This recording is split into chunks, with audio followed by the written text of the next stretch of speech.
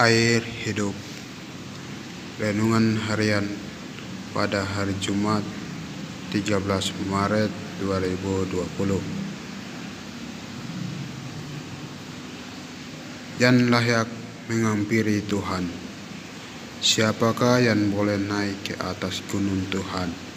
Siapakah yang boleh berdiri di tempatnya yang kudus? Mazmur 24 ayat 3. Pemazmur menegaskan bahwa tidak semua orang dapat naik ke gunung Tuhan. Kata gunung mempunyai pengertian kemuliaan Tuhan dan tempat kediaman Tuhan. Hanya orang-orang pilihan yang dapat naik ke gunung Tuhan, sebab Tuhan adalah kudus. Tanpa kekudusan tak seorang pun layak untuk menghampiri taktanya. Rasul Petrus mengingatkan, hendaklah kamu menjadi kudus di dalam seluruh hidupmu, sama seperti Dia yang kudus, yang telah memanggil kamu.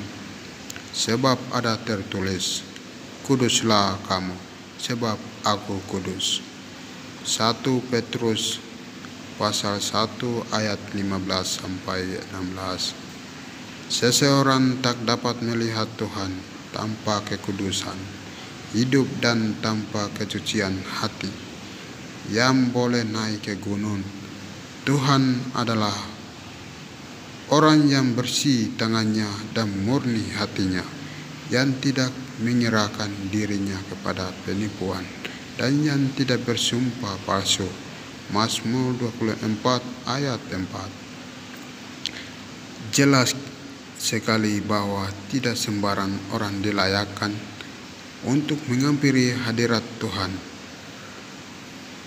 Orang yang bersih tangannya, bersih artinya tidak bersalah atau bebas dari kesalahan, sedangkan tangan berbicara tindakan.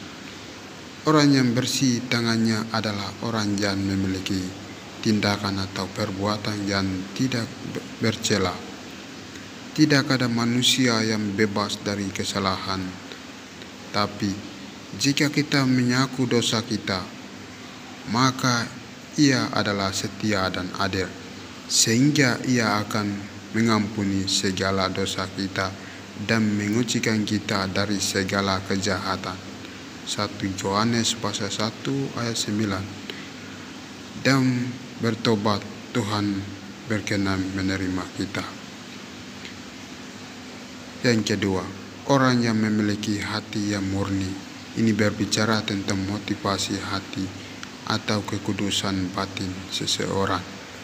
Hanya orang yang murni hatinya akan melihat Tuhan. Matius pasal 5 ayat 8.